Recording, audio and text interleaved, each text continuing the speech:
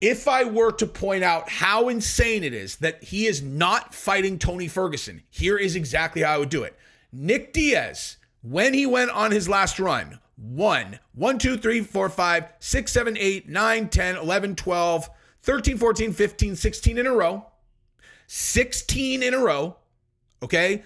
And we already know Tony Ferguson won how many in a row for UFC? I can't remember, but it was 1 million before he went on his losing streak. And now they're both coming back. Why are they not fighting each other? So you guys know how it is. I was just sitting here watching some women's diving and, just getting ready to look around for some MMA news. And then boom, Dana White drops the main card for the Abu Dhabi. And in case you guys have not heard the fight night card, it is bananas. However, we have some serious conversation to have about the matchmaking here, because there's one particular match or two that makes no sense to me, except it does, but it tells you a lot about the Dana White, the UFC's kind of mindset for Nick Diaz comeback and Tony Ferguson's comeback, because I'm just going to say it, they are expecting both of them to lose, and they don't want either of them to win. Actually, I take that back. They don't want Tony Ferguson to win, and they're expecting both to lose. And so when you look at when you look up the matchup,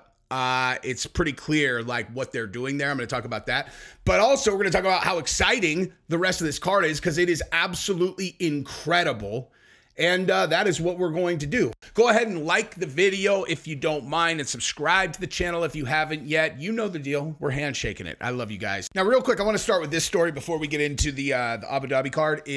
So Spinning Backfist had an interesting take on the Conor McGregor Night Out video, and I wanted to connect this to the video I watched Chael do. So Chael commented on this as well, which is kind of not their take or my take, in the middle, and I wanted to comment very specifically about what Chael said. But first, I wanted you guys to see this. So this is the Spinning Backfist guys' take on Conor McGregor's crazy night out. And then we will talk again about what I thought and what Chael thought, which were very different. And it's kind of, these guys are kind of in the middle. Speaking of McGregor, he had a weekend. He had a good weekend. Sure did. Looks like it. Total casual weekend. Surprised people even made a big deal out of this. Being a husband. He just went out with the mother of his children. They had fun. Gave her a little smoochy smooch. Was smooching a little bit. Didn't look like he was drinking. Looked like he was dead sober. No drinks in his hands in any of those videos. His wife was drinking. D. Devlin, she's allowed to drink. She doesn't have a fight coming up, but fight camp has been running. Everything's normal. Ryan Garcia just proved you could party during fight camp, and you're fine. I posted on Spinning today, but maybe. Yesterday he was working out. Oh, of course, I saw that. Yeah, big deadlift. Yeah, he was like throwing it. It was a big plate. Like, it wasn't the small one. It was it looked like a wheel. I'm not worried. I saw Michael Chandler. McGregor fast. Michael Chandler's just like on Twitter all the time. You could say something about that. Oh, he's on Twitter all the time. Yeah, he's running the Ryan Garcia play. There you go. Executed to perfection. All right. Perfect. So, first of all, I found a couple of these things really funny. Like, they're like, he's like, dude, I saw him working out. He was working out yesterday. And you're like, he was working out yesterday. And yeah, he's working out, dude. What are we worried about? It's like, I feel as though if he really was partying his balls, I don't think people are worried necessarily about him if he really was just going out. Like, even if he had a couple drinks, it's like, all right, But Conor's history is not just with booze, Now, if you watch my video, I think this is misdirection, okay? I think it's misdirection. I think he is doing exactly a Ryan Garcia, except not ingesting any substances. I think this is just stone misdirection is my take. Chael said the same thing, that was like what he usually originally thinks, but he thinks that's not what's going on here. So I want to talk about that in a second. But in this case, I just thought it's hilarious. He's like, dude, he's working out the next day. You're like, you think that you can't go out and rage your absolute balls off and then go work out the following day? Hey, take my word for it, guy. You absolutely can do that.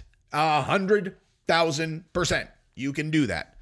I remember one time when I was still training with Victor and Steve at Six Blades in Lake Travis.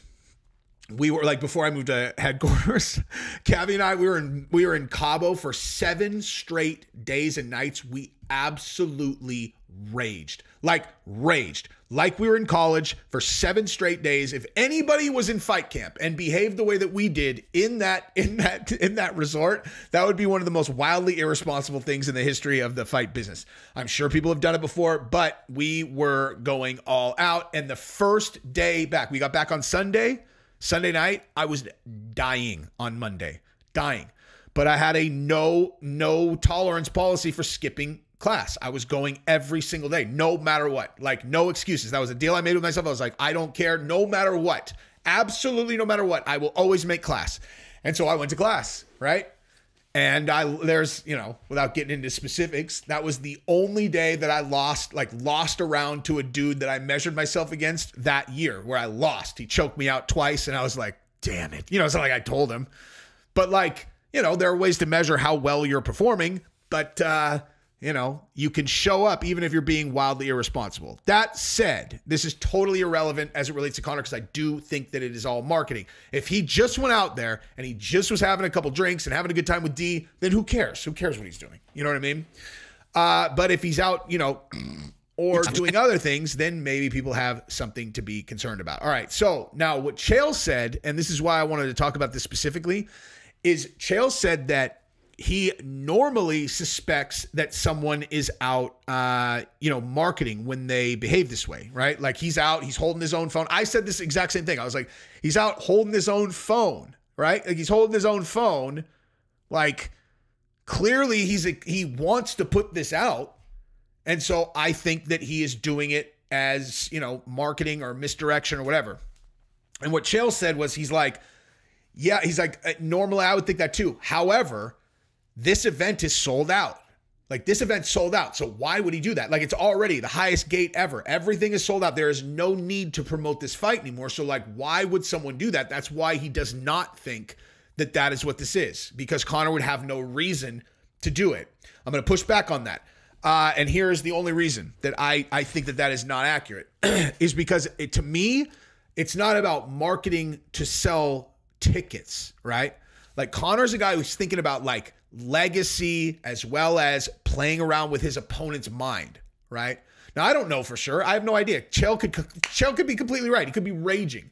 But I'm saying that the reason why he would be doing it, which was contrary to it just is what he's doing, is to mindfuck Chandler, to make Chandler think that he's out partying, to make Chandler think that he's not taking it seriously, and also to get the community talking that, he's obviously not taking it seriously, so that if he does go out and starch Chandler, like what happened when Ryan Garcia went out and beat Devin Haney, right? Everyone expected him to lose. Everyone was expecting him to lose.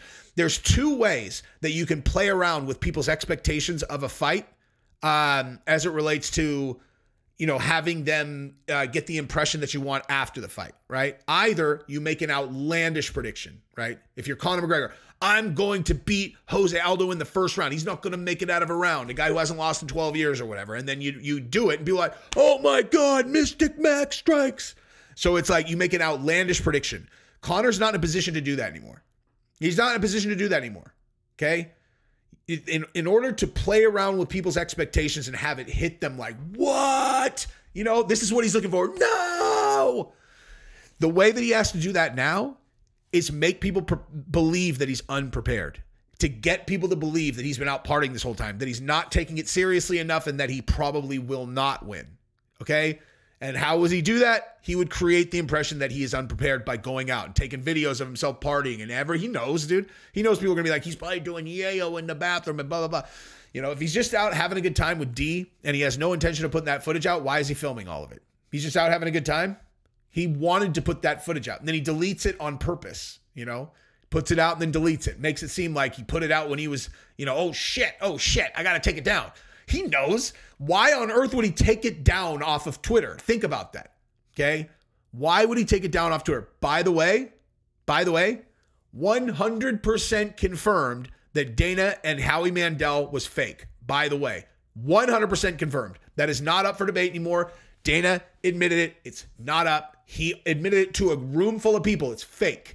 Him and Howie Mandel planned it and executed it. Okay? So the reason why I knew that it was fake is because I'm like, why would Dana like make an appointment, go to Howie's thing, do all this, and then what? Like that just doesn't make any sense. And it's the same exact thing with Conor deleting something off of Twitter that he's already put up. He already knows everyone's seen it. There is no reason to delete it. He knows everyone's seen it. So the only reason to delete it is to make it appear as if he wanted to take it away. Like, oh, oops. Okay. There's no reason. Everyone's already seen it. The reason he's deleting it is because, oh shit, people are talking bad about it. Well, guess what? He knows everybody's already captured it. So the only purpose for deleting it would be misdirection to make it seem like he wanted to delete it. So that is my take on why Conor would do that. And now let's jump into the Abu Dhabi card. So let's start with Dana White's video announcement about the Abu Dhabi card. Bam. Fight night, Abu Dhabi, Etihad Arena, Saturday, August 3rd. In the main event, you have the best prospect in the bantamweight division in number 10 ranked Umar Nurmagomedov, taking on number 2 ranked Corey Sandhagen in what is the number 1 contender fight at 135 pounds. In the 5-round co-main event, Nick Diaz is returning to the welterweight division to fight number 14 ranked Vicente Luque in what is certain to be an absolute war. 5-round comeback fight for Nick Diaz, which is bananas, and we're going to talk about that fight a lot, obviously. Number 4 ranked Chito Vera is returning after his title fight against O'Malley in March to take on former world champion and number 6 ranked Davison Figueiredo. Figueiredo is That's a barn burner. He's undefeated since moving up to 135 and is coming off a finish over Cody Garbrandt at UFC 300. Number 7 ranked Mackenzie Dern is facing number 10 ranked Lupe Godinez. If you don't know who Lupe Godinez is, she is good. I've watched all of her fights because she is, her sister is one of Gabrielle's friends from Palm Desert. Fight that features 2 of the most active strikers in the 115-pound women's division. And opening the main card is a fight between the legend Tony Ferguson, moving up to 170 pounds, and what could be his final fight to take on Michael Chiesa. Ladies and gentlemen, August 3rd from Etihad Arena. All right, so you guys get the point. Now let's move over and get one of these that's like a full, breakdown of the entire card, which I believe is right here. Yeah, right there. So I want to go through this, right? And then I want to show you guys some other. Wait, where did that go? There was another thing that I wanted to show you. Actually, this I wanted to talk about. I knew there was something else, dude. That Demetrius is saying that boxing is more exciting than MMA. Well, let's judge that. So here is a free fight card that Dana and the UFC is giving us without us having to pay for a pay-per-view with these fights on it, right? And let's keep in mind that we also have this weekend's fights, Islam and Dustin, and this whole amazing card. And we got Conor McGregor coming back against Chandler the following event. And so we're going to go no.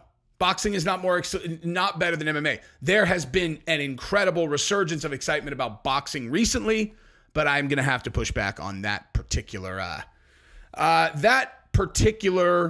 statement. And look at this. It just said McGregor and Chandler's UFC 303 press conference sells out in minutes. Wow.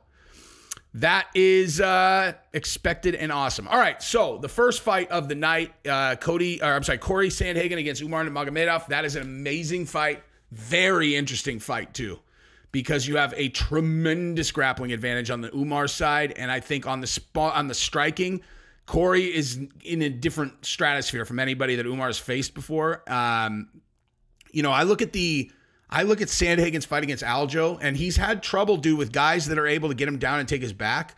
Like, he struggles with those guys, but he's had a lot of time to train. It's just bottom line, dude. These guys who are built like Corey Sandhagen, they have tremendous advantages and disadvantages. Being that long for the division, being able to throw, strikes from as far away as he can, and being technical when you're that long is incredibly challenging to deal with on the feet if you're his opponent. But having a neck that long and having a body like that's small, that you can body triangle really easy, that you can kind of isolate limbs really easily, and most of all, again, you can choke very easily compared to guys who are kind of built like this. So, listen, dude, if Umar's able to get him on the ground and is able to take his back, it's going to be very challenging for Corey to not get choked. Just bottom line. So, and listen, Umar's undefeated, dude. It's hard to root against, or hard to pick against a guy who's undefeated, but both guys are awesome. I'm super excited about that fight. But let's talk about the Nick Diaz and Luque fight and the Tony Ferguson and Chiesa fight, because again, this is the big conversation related to these matchups as far as I'm concerned, because it says a lot. Because why on earth would you not have Nick Diaz fighting against Tony Ferguson? Why on earth would those two guys not be fighting against each other? Okay, there's only one. I mean, well, could be potentially more than one reason, but there is one thing that you know for sure, right?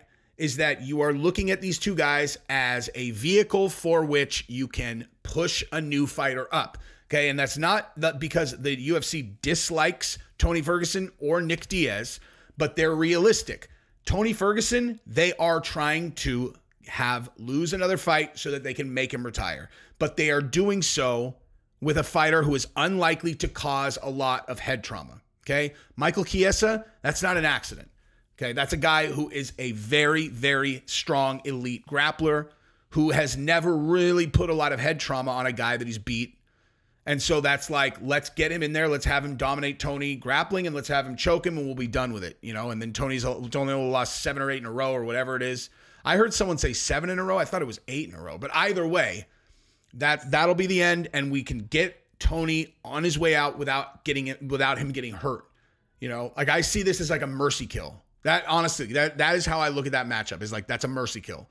And Nick Diaz, right, has fought once in the last 100 years. Now, I obviously love Nick Diaz. I fucking love Nick Diaz. And I would never root against him no matter what. And I hope he does win. But the UFC is going to be realistic about the fact that even if he wins, it's nearly impossible for them to actually get him to sign a contract and go fight, right? And the last time they got him to sign a contract to go fight, he changed the weight class like 2 seconds before the fight. Like, Nick is not an easy guy to deal with from a business perspective or from a fight promotions perspective. And so they have to look at it like, all right, what do we do with him? He wants to come back. Well, let's give him a 5-round co-main because people will be very excited about that. And we'll give him a chance to shine with his, with his cardio. He says he's in incredible shape. This is different than last time, so on and so forth, etc. But they put him against Luque, and I'm kind of like, man, that's a tough matchup, dude. Right? Like, that's a tough matchup. And so when I think about, well, what are they probably trying to do, right? Well, they're trying, like, it's either Nick gets a big signature back in the mix win, if he really is like kind of back on the horse like that. But I mean, they got to bet on the other guy. And if Luque gets a win, then guess what? He's back to where he's a contender, because if you look at his previous handful of fights, right? There was that the one with Buckley was just weird, man. I still don't understand what happened there. But before that, you got the Rafael dos Anjos fight, and he won a 5-round decision. 25 minutes of fighting dos Anjos. Bilal Muhammad one, he got beat down. The Jeff Neal one, he got caught. That was a weird fight, too. Dude, I don't know, man. I don't know. Luque, I think they're trying to get him back in the mix because he's only 32 years old, right? Like, that is how the UFC has to look at these fighters as it relates to, like, okay, what matchups are we going to make? It's like Nick Diaz, how many fights does he have? Very few. Luque, if we get him back on the horse, he's got a long career. We get at least 3, 4, 5 years out of him as a contender if we can get him back on the horse. So we give him a big stage. If he smashes Nick Diaz and does really well, then boom, he's right back in the mix. If Nick Diaz somehow pulls off a victory, then he is actually in the mix, and maybe we can get him back to come back and fight quickly. So I think that is why they didn't put the two of them against each other. And also, I mean, maybe they think like that's a fight Tony Ferguson could win, and they don't want that. I just think that's fair to assume, dude. Like, because it was such a no-brainer to have Tony Ferguson and Nick Diaz. Is such a no-brainer to have the co-main event be Nick Diaz against Tony Ferguson in a 5-round fight. I don't know, but it also is possible that doesn't. I don't know. Maybe that doesn't seem like a reasonable 5-round fight when people don't see either of them as a contender, even though Nick Diaz is a huge star. But like, I mean, people think of Nate Diaz as old. Nick Diaz is 40, right? He's 40. And when we look at the fact that he's 40 and then you look at his last 4 or 5 fights, it becomes evident like how coming out of retirement he really is. You know what I mean? It's like, dude, this guy has not fought for a very long time, like a very long time. And if the UFC is going to pretend as if they can expect a bunch of fights out of Nick Diaz, I just think that that's unrealistic. I hope I'm wrong. I, of course, hope I'm wrong, dude. Look at his association. Cesar Gracie Fight Team. What was our jiu-jitsu team when we were in California? Cesar Gracie Fight Team. Like, no one is rooting for Nick Diaz as much as I am. Like, I want him to win 100%. I will always want the Diaz brothers to win. I'm just saying in terms of the UFC's viewpoint of him, right? Like, he fought September 20. He fought 3 years ago against Robbie Lawler, almost about like 2 months after Conor McGregor's last fight. And it was, you know, it was like a kind of, I don't know, that was like a weird performance where he said he wasn't really training like he should have been. And more importantly, Jake Shields said that he was not training the way that he should have been. Jake Shields is like, you know, they're brothers, you know.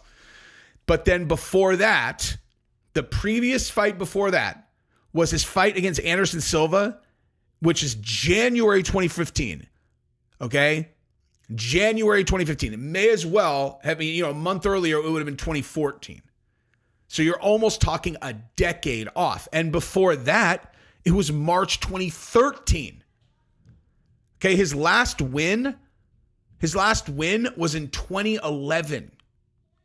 His last win was almost 13 years ago, right? Like, that's how legendary this guy is. And I think it's important to point this out, right?